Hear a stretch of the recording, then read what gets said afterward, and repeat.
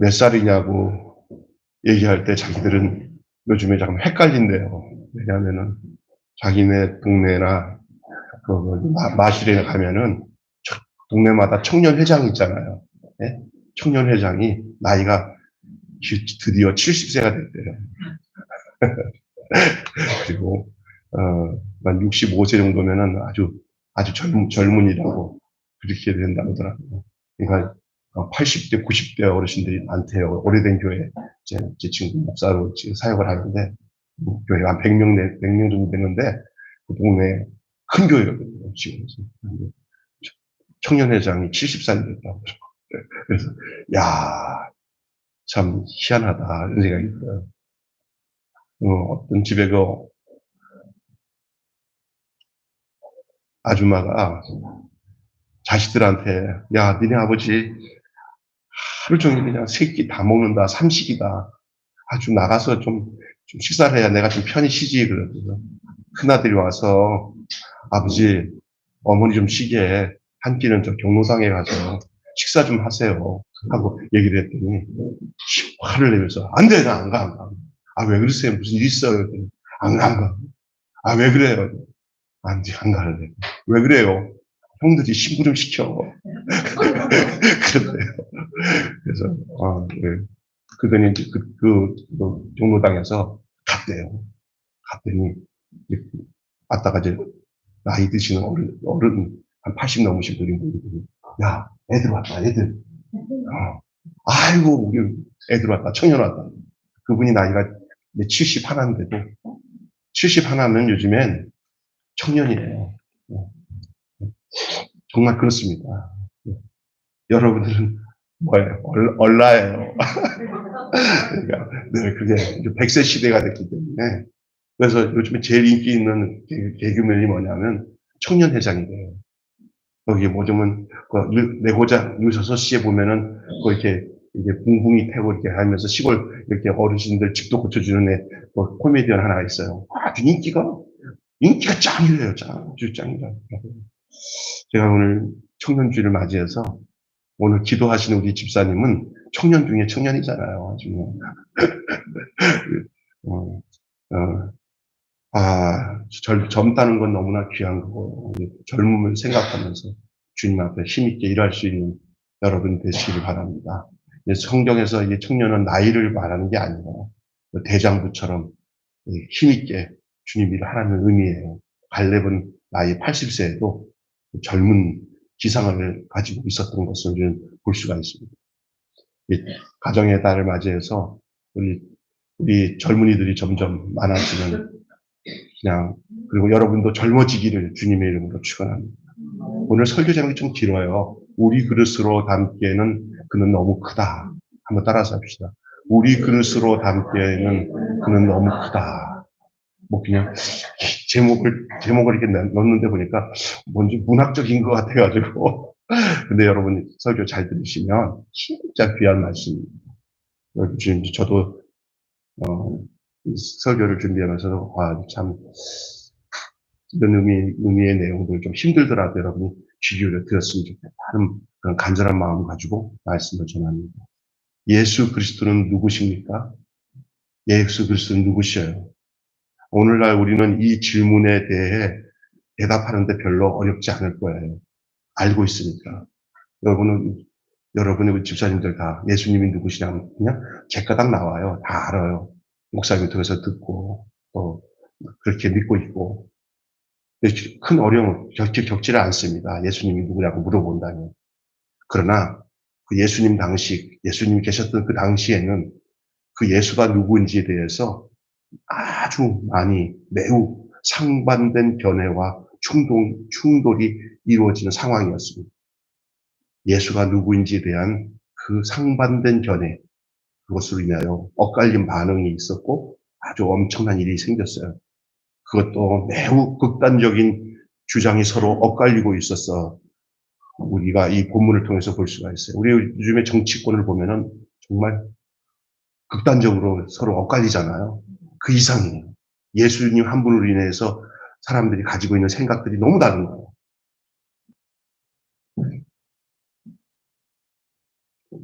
심지어 예수의 가족, 그의 동생들까지도 예수가 진짜 누구인지를 제대로 알 수가 없었고, 예수 자신의 그 주장을 받아들이지 않는 상황이었어요. 그러니까 예수님은 그 동생들이 와서 하는 소리에, 나를 그렇게 생각하니? 그러면 그렇게 해야지. 그게 아니거든요. 그렇게 받아들일 수 있는 상황이 아니에요. 근데도 그 동생들이 마저 그렇게 얘기하는 데는 일리가 있어요. 예수님이 하신 말씀이 이 말이에요. 나는 너희가 생각하는 것보다 더 큰 자다. 그 말이거든요. 너희가 생각하고 있는 메시아랑 다른 메시아다라는 거예요. 사람이 그 카테고리라고 하는 그 범주 안에 딱 놓여 있으면 그 이후에 그 밖에 있는 것은 전혀 안 들어와요. 그래서 이해가 안 되는 거예요. 자기 안에 꽉 갇혀 있으니까 그것을 알려면 자기를 깨고 그 밖으로 나가야 알 수가 있는 거거든요. 지금 그런 상황이에요. 나는 너희가 생각하는 것보다 더 큰 자다. 그게 예수님이 말씀하시고 있는 내용입니다. 당시 또 상황이고. 세례 요한이 나타났을 때 예루살렘에서 조사단이 파견되잖아요. 그리고 내려와서 요한에게 얘기합니다. 너가 누구니? 너는 누구냐? 요한복음 1장 19절 찾아보면 세례 요한에게 그들이 뭐라고 하냐면 너는 누구냐 물어봐요. 요한이 나는 그리스도가 아니다. 요한복음 1장 20절에 나는 그리스도가 아니다. 이런 것을 대답하는 것을 보아서 이 말은 뭐냐? 내가 누구냐를 묻는 이유는 너 그리스도 아니냐? 그 말이거든요. 너 그리스도 아니냐? 그 말이에요. 이 조사단이 누구냐? 우리가 보낸 이들에게 대답하라. 너는 너에 대해서 뭐라고 하느냐? 너가 대답 좀 해봐라. 물어보는 거예요. 아주 집요하게 묻는 것을 보아서, 그들은 선지자로 보이는 인물에 대한 매우 깊은 관심을 갖고, 과연 이 사람이 메시아인지 아닌지, 아니면 거저 평범한 선지자인지를 분별하려고 노력했다는 것을 알 수가 있어요.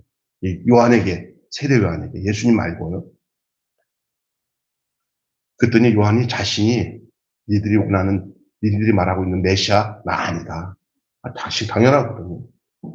메시아 아니다. 잘라 말했어요. 일단 그들의 관심과 감시에서 그거로 인해서 이 세례 요한은 벗어났어요. 다들 메시아라고 생각하는 그 의문점에 있어서 그걸 알아보려고 조사단을 보내가지고 물어봤는데 본인 자신이 나는 아니다. 아주 단호하게 잘라 말하니까 메시아가 아니구나 라고. 그래서 메시아가 아니기 때문에 관심과 관심에서 어느 정도 벗어날 수 있었던 것을 알 수 있어요. 그러나 예수는 달라요. 예수의 경우는 달랐어요. 예수는 본인이 베데스다 연못에서 내 아버지께서 일하시니 나도 일한다. 요한복음 5장 17절에 주장했을 뿐만 아니라 그 외에도 많아요. 그뿐만 아니라 아버지가 심판을 아들에게 맡기셨다. 요한복음 5장 22절에 또 아들을 공경하게 하려 하신다. 아버지가 이 아들을 공경하게 만든다. 하면서 자기를 얘기하는 거거든요. 5장 23절에. 갈수록 태산이에요. 예수는 세례 요한처럼 나는 아니다 하고 빠질 수 있는 상황이 아니라 그는 거짓말할 수가 없었거든요. 그는 또 자기를 밝히 내야만이 당신이 이 땅에 오신 아버지의 목적을 이룬다는 걸 아셨기 때문에 그는 거침없이 자기 자신을 다 드러내셨어요. 나는 메시아다. 나는 아버지와 하나다. 이 말은 다른 말로 말하면 나 하나님이다. 이렇게 말해도 틀린 말이 아니거든요. 기가 막힌 거죠. 신성모독이죠. 예수는 이것 외에도 성경 보면은 엄청난 주장을 하고 있어요. 요한복음 5장 39절, 6장 29절, 40절 한번 보시면 당신이 바로 그분이다. 아버지가 보내신 독생자다. 아들이다. 나를 보는 자는 아버지를 봤다. 이렇게까지 말씀하시는 거예요. 아니, 목사님 왜 이런 얘기를 하세요? 우리에게는 그렇게 놀라운 일이 아니지만 예수님이 계셨던 그 유대 사회 당시의 종교지도자나 백성들 사이에서 하시는 이 예수님의 이 고백, 이 선언은 놀라운 일들이에요. 진짜 무시무시한 일들이에요. 그런데 주님은 그걸 선포하고 있는데 그걸 담아내지를 못해요. 담아낼 수가 없었고. 이제 이 외에 엇갈린 주장들이 있죠. 뭐냐, 만약 예수가 그냥 나는 메시아다라고 주장했다면 오히려 문제가 적었을 수도 있어요. 여기는 메시아라고 하는 이 어휘, 이 단어가 주는 거에 예수를 공격하는 문제는 아니었어요. 잘 들어보시면 알아요. 왜 그런지. 예수가 자신에 관하여 주장한 것은 한마디로 나는 너희가 생각하는 것보다 더 큰 자다. 이거예요. 나는 너희가 생각하는 것보다. 그러면 이들이 생각하는 게 뭐냐? 메시아에 대한 생각을 갖고 있는데 그들이 가지고 있는 메시아가 사상은 정말 편한 거예요. 아주 여러분이 다 알 수 있는 거예요. 어떤 거냐? 꼭 예수님이 그 메시아가 신적 존재가 아니어도 괜찮다는 거예요. 그 메시아가 신적 존재가 아니어도 좋은 거예요. 다윗 같으면 돼요. 다윗같이. 민족을 구원할 영웅 같은 사람이면 메시아라고 우리가 인정하겠다 그거예요. 여기서 유대교에서 이 메시아라는 존재는 반드시 신적인 존재일 필요가 없습니다.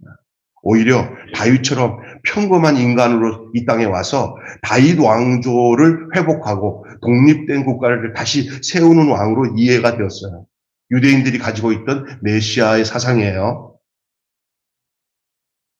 그러므로 예수의 주장은 자신이 메시아라는 이 메시아는 메시아인데 다윗과 같은 그런 평범한 인간으로 와서 민족을 구원하는 그런 개념의 그런 것 이상의 존재라는 거예요. 요한복음 6장 60절에서 예수의 주장에 대한 그 주변의 사람들의 반응이 나타납니다. 그들이 어렵다고 말한 것은 자신들이 이미 알고 이해하는 메시아에 대한 이해와 예수님이 주장하고 있는 것이 쉽게 조화가 이루어지지 않기 때문에 그런 거예요. 혼란스러운 거죠. 당시 상당수의 사람들이 다 그것 때문에 예수가 우리가 생각하는 메시아가 아니네. 우리는 이런 메시아를 원했는데 막 말하는 것마다 이상하네. 아니 끝까지 따라가던 답이 나올까? 안 나올 것 같아요. 예수님이 말하는 메시아는 유대인들 당시에 있던 사람들이 생각했던 메시아랑 다릅니다. 신적 존재로 오셔서 하나님의 뜻을 해결할 그 전 인류의 메시아로서 오신 거지 유대에게 갇혀있는 메시아로 오신 거 아니에요. 그러니 그 유대 안에 있는 사람들은 헷갈리는 거죠. 그 사고에서 벗어나지 못하니까. 그러니까 예수를 따르다가 하나 둘씩 다 떠나가요. 그때 지난주에 했잖아요. 너희도 가렸느냐? 다 떠나니까. 이래서 떠나는 거예요. 왜? 자기들이 바라본 메시아가 아니거든. 나는 이 예수 따라가면은 돈 좀 벌고 출세하고 잘 될 줄 알았더니 아니 죽고 부활하고 죽는데 죽고 근데 나는 이해가 안 되네. 결국 이해가 안 되는 사람들이 이제 예수를 떠나기도 하고 배반하기도 하잖아요. 담기에 너무나 예수님이 말씀하신 그대로 나는 너희들이 담기에 너무 크다. 그 얘기예요. 많은 사람들 참된 진리 모른 채 주님 곁을 떠나갔지만 내가 만난 주님은 참사랑이었고 많은 사람들 참된 진리 모르면 뭐 하게 돼 있어요? 예수님 모르면 예수를 제대로 모르면 진짜 그 예수를 떠나요. 자기가 원하는 예수를 따라갔기 때문에 자기랑 맞지 않는 예수니까 결국 자기는 그 예수를 따를 수가 없어요. 수많은 사람들이 진리를 모른 채 진리 곁에 머뭇거리다가 자기 나름대로 따른다고 하다가 아닌가 보다 하고는 아주 용감하게 막 다른 종교로 가는 사람도 있어요. 그죠? 다 진리를 몰라서 예수가 누군지 담지를 못하는 거죠. 예수님 곁을 다 떠났어요. 몇 명 안 남은 제자들에게 너희도 떠나려냐? 아닙니다. 영생의 말씀이 주께 있으니 우리가 어디로 가겠습니까? 주님은 그 적은 소수의 사람들에게 집중하시고 그들에게 모든 걸 분녀하시고 떠나신 후에 그가 약속하신 성령이 그들에게 임하니까 그들이 또 다른 예수로서의 사역을 시작해서 우리까지 이르게 된 줄로 믿습니다. 그게 요한복음 6장 66절의 내용이잖아요. 다 떠나갔어요. 오늘 우리가 다루고 있는 이 본문은 바로 이 문제에 관한 거예요. 잘 들으세요. 이건 이제 서론밖에 안 갔어요. 잘 들으세요.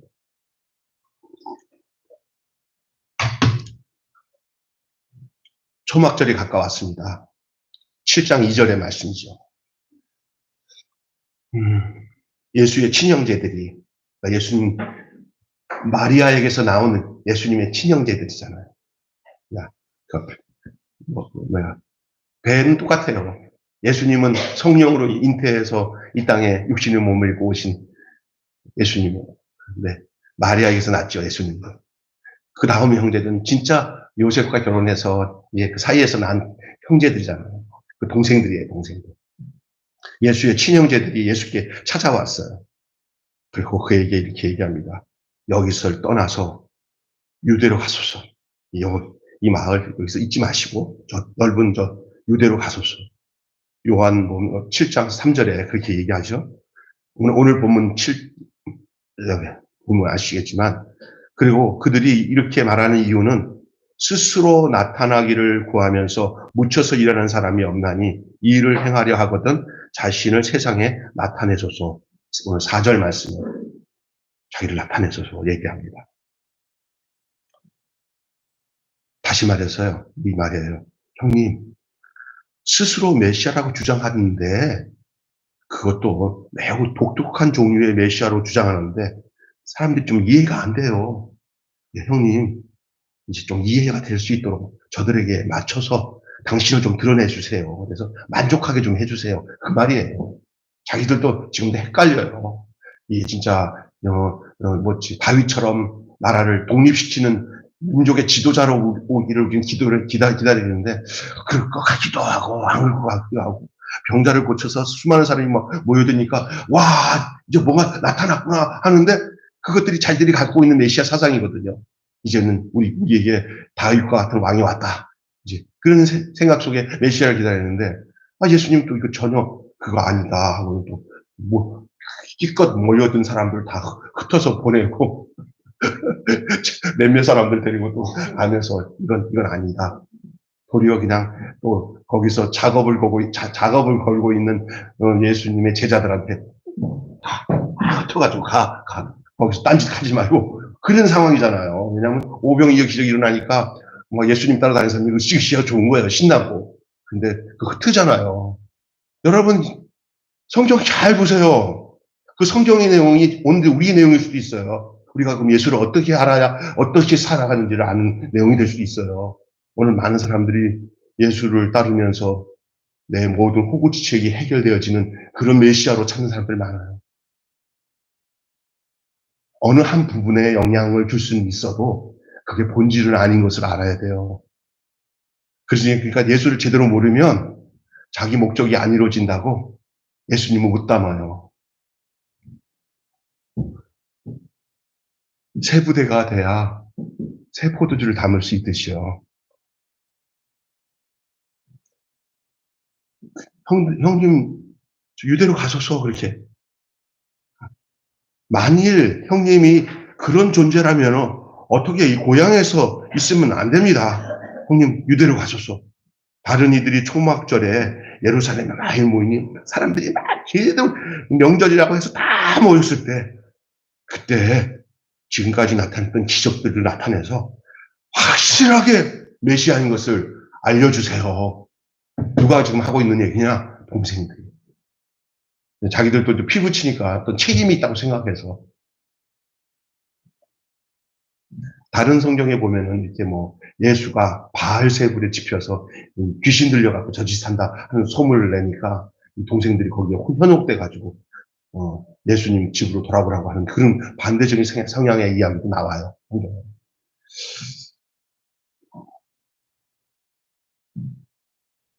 재미있는 것은요. 이 말 뒤에 요한이 7장 5절에 이렇게 얘기합니다. 요한이 오늘 보면 이는 그 형제들까지도 예수를 믿지 아니하니라. 그렇죠? 오늘 성경에 그 형제들까지도 누구를 믿지 않다? 예수를 믿지 않는.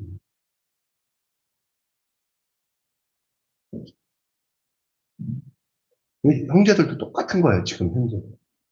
난 우리 예수님은 얼마나 이런 거 다 꼴떡꼴떡 참으면서 아버지와 자기밖에 모르는 이 상황을 가지고 계속 인생을 살아가고 있는 예수님의 모습을 보니까, 나 가슴이 그냥 울렁울렁거리다. 그런데 결국은 당신의 몸을 내어주심으로 그 뜻을 이루고 성령이 오므로 이 예수가 어떤 메시아인지를 오늘 우리가 다 알게끔 하셨다는 사실을 생각하니까 막 가슴이 막 메어져져.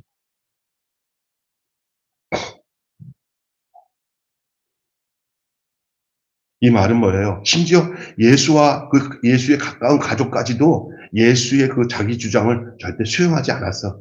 그 예수를 수용하지 않고 자기 생각을 갇혀 있어서 예수님 믿으니까 예수님이 어떤 얘기를 해도 그들은 예수님의 말씀이 들려오지 않아요. 네. 유대교 전통 사상을 가지고 있는 그 생각에서 벗어나지 않고 계속 예수의 말씀을 들어왔기 때문에, 그래서 내 것을 완전히 버리지 않고서는 새로운 것이 들려지지 않는 경우가 많습니다. 바로 이런 경우에요. 예수님의 가족들마저도. 심지어 예수의 가까운 가족들까지도 예수의 자기 주장을 수용하지 않았습니다. 요한복음 7장 12절 오늘 본문에도 대중들 사이에서 예수가 누구인지에 대해서 서로 엇갈린 주장이 나와요.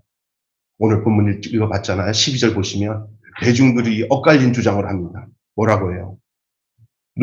예수가 누구인지에 대해서 엇갈린 주장을 합니다. 뭐라고요? 예수를 선한 존재로 참 선지자로 보기도 하고, 반대로 예수가 무리를 미혹한다고 하여 속이는 자로 거짓 선지자로 보기도 했습니다. 두 가지예요. 얘 괜찮은 분이야? 아니야, 이거 완전히 사기꾼이야. 이거 완전히 미혹하는 사람이야. 백성들이 막 혼동을 해, 지금. 이거 따라가다가는 우리가 절대로 가지고 있었던 그 유대인들이 가지고 있던 이 메시아의 사상이 다 문 거죠, 이거는. 이것도 아니고 저것도 아니야, 이건. 막 하면서 예수를 보는 눈이 달라요. 생각하는 게. 그냥 정신없는 거죠, 지금.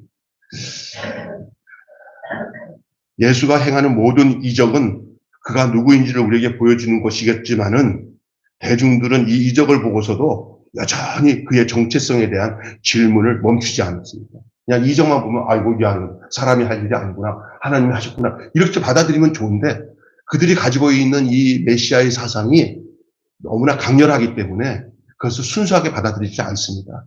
예수의 정체성에 대해서 자꾸 자기들이 그게 눈꺼풀이 해서 새로운 눈이 되지 않는 한 예수를 제대로 발견할 수 없어요. 계속 그 엇갈린 충돌이 이적을 보면서도 계속 일어나고 있어요. 이 이적은 오히려 전에는 막 환호를 하고 막 난리를 치면서 했었던 사람들마저도 어느 순간에 이 이적을 보고도 오히려 그 이적에 대해서 적대감만 더 증폭이 되고, 오병이어 이적을 행하였어도 사람들은 여전히 예수를 그가 누구이신지에 대한 의문들이 더욱 짚어지는 거예요. 이적을 행할수록 더욱 의심이 더 생기고, 더 혼돈이라고 할까? 이거 뭐야, 이거 진짜야? 믿어야 될 거야? 아니야? 자기들의 변화는 생각 안 합니다. 자기들이 옷을 벗어 던지고 맨몸으로 주님 앞에 나가야 될 것은 생각 못 하고, 자기 것을 다 가진 상태에서 예수를 보니까 예수가 믿어질 수가 없어요. 그냥 예수의 행하는 일이 다 이상한 거예요. 저 귀신이 역사한 거 아니야, 혹시? 이거 저거 뭐 그래? 하는 거 봐. 이 나라를 지금 독립시켜야 지금쯤 군대가 조성되고 당을 만들어야 되고, 그 다음에 요소요소에 이걸 로마 사람들을 밀어낼 수 있는 어떤 여러 가지 진지도 구축하고 계획도 하고 이렇게 있어야 되는데 뭐 하는 거야? 지난번에 엉뚱한 소리 했어. 자기가 죽어야 된대. 이거 뭐야? 정신이 없는 거예요, 지금. 여러분이 이 유대인들의 입장에서 들어가서 본다면 전 이해가 되더라고요. 오늘도요, 유대인은 아니지만 자기 입장에 푹 빠진 사람은 예수님을 내 안에 받아들이는 예수님이 너무 커요.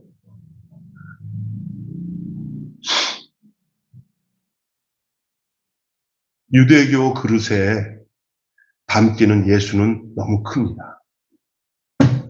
저는 목사님 넘겨보시면 유대교 그릇에 담기는 예수가 너무 커요. 예수는 유대교 안에 존재하는 어떤 선지자상에도 맞지 않습니다. 예수는 요나보다 더 큰 사람입니다. 예수는 유대교 안에 존재하고 있는 상식적인 메시아상에도 맞지 않습니다.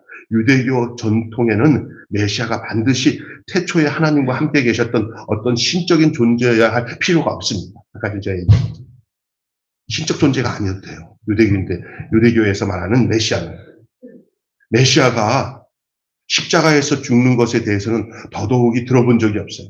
그들이 말하는 메시아는 군마차고 천하를 호령하며 저들의 나라의 그 영광을 드러낼 그 장군 같은 위대한 대왕 같은 모습으로 오는 것을 생각하고 있었어요.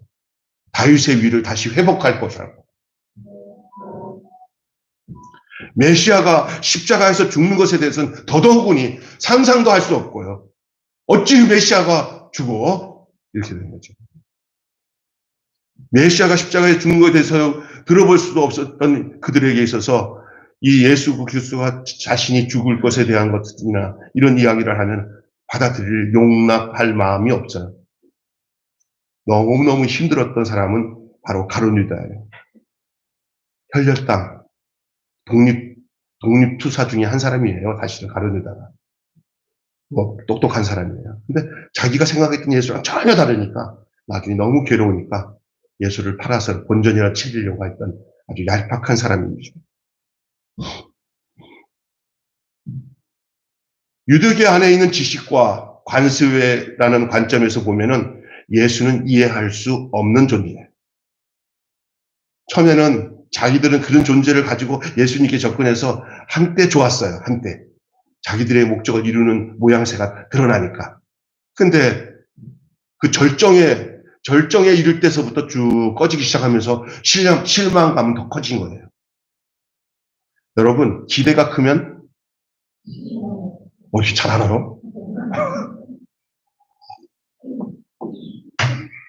이 세상의 기대 가지고 주님께 접근하지 마세요. 이 세상의 어떤 영화와 축복을 가지고 목적을 가지고 예수님께 따르면 예수님이 이런 걸 다 해주실 분이라는 생각을 갖는 그 근저를 가지고 예수님을 따르면 욕골 나와요. 주님을 떠날 수밖에 없어요. 주님이 말씀하시는 메시아의 내용을 이해하고 내 것 버리고 주님 앞에 들어가는 것이 주님이 우리에게 요구하는 초청이에요. 아멘.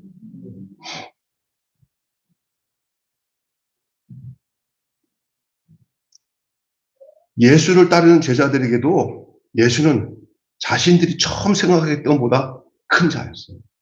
저희들은 이렇게 큰 자인 줄 모르고 예수님을 따른 거예요.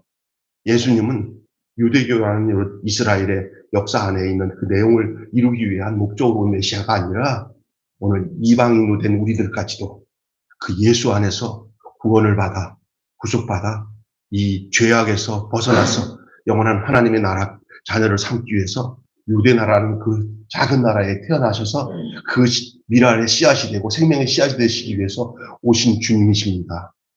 아멘. 근데 이스라엘은 자기들의 역사 속에 자기들의 글 속에다가 예수를 가다 보니까 예수님 거기에 가둬지면은 예수님 이 땅에 오신 목적은 하나님이 그렇게 하신 거 아니거든요. 그게 감당이 되겠어요, 그들에게. 결국은 그들은 예수님을 죽이는 자리까지 몰고 갈 수밖에 없었던 거예요. 그래서 사람들은 그를 믿고 따르기를 주저했어요. 왜? 자기들이 가지고 있는 그릇이 예수님을 담기에 너무 커요. 그를 믿지 않는 사람들은 예수를 비난하고 나중에는 공격하기 이르렀어요. 한때는 이들은 호산나 하고 또 예수님 하시는 일들에 대해서 또 이게 진짜 메시아인 줄 생각에 종교 지도자들인 제사장과 서기관 이런 사람들도 조심스럽게 예수님을 탐색을 했죠.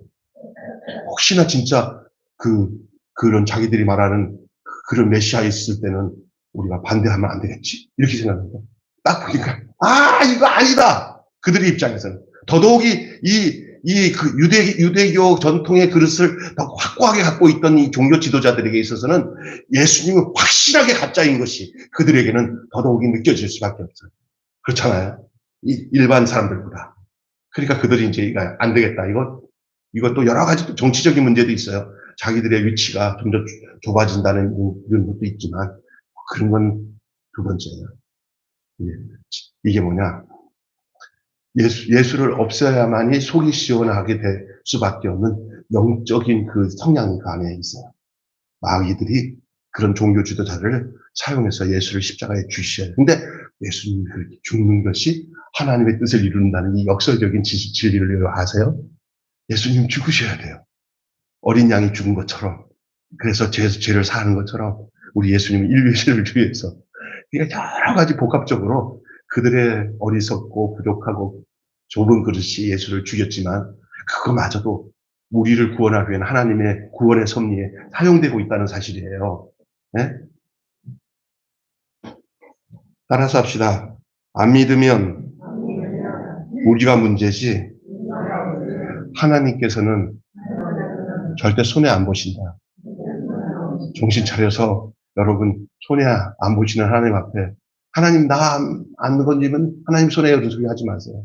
급급한 건 우리예요. 우리의 모든 그릇을 깨트리고 주님을 온전히 받을 수 있는 그런 영혼이 되시기를 바랍니다. 여러분 예수를 따르는 제자들 모두가 처음에는 이르는 것까지는 자기들 안에서 엇갈린 충돌이나 고통이 있을 줄 몰랐어요. 근데 막바지에 가면 갈수록 제자들도 흔들리기 시작하고 그리고 수많은 사람들은 예수님께 따르다가 다 떠났어요. 이런 현상을 여러분은 어떻게 성경을 보면서 여러분 오늘의 살아가는 여러분은 어떻게 생각하죠? 여러분 잘 생각하세요. 극단적으로 내가 설명해서 많이 모이는 건 가짜다 그런 얘기를 하는 건 아니에요. 그러나 여러분 내가 정말 예수님을 진짜 좁은 길을 진리의 길을 따르는 그 사람 중에 한 사람, 제자들 중에 한 사람, 나중에 성령 받아서 그대로 예수님이 가신 그 뒷길을 쫓아서 갈고 있는 그 사람이 되고 있는지에 대한 나 안에 대한 성찰에 대한 부분들은 있어야 됩니다. 아멘. 나 참 예수님 제대로 믿고 예수님 제대로 알고 내가 갖고 있는 그릇된 생각으로 예수님을 바라보는 게 아니라 내가 예수님이 오신 그 메시아로 오신 그 분명한 목적과 그 예수님의 존재를 제대로 내가 알고 예수를 따르는가. 여러분 만약에 예수가 그저 평범한 랍비나 선지자로 자기를 주창하고 자기를 드러냈다면 예수님도 안 죽었을 거예요.